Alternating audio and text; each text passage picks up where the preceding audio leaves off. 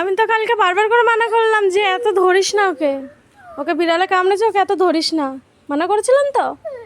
এখন আর কেঁদে লাভ নেই, নতুন একটা এনে দেবো, থাক। নতুন এনে দেবো, থাক, নতুন চিড়ে এনে দেবো। ও গরম করে না, থাক, মরে গেছে, ও উঠবে না, উঠবে না, উঠবে না, ছেড়ে দাও। ও আর উঠবে না বাবা, ওকে মাটি দিয়ে আসতে হবে। হ্যাঁ, কেঁদো না,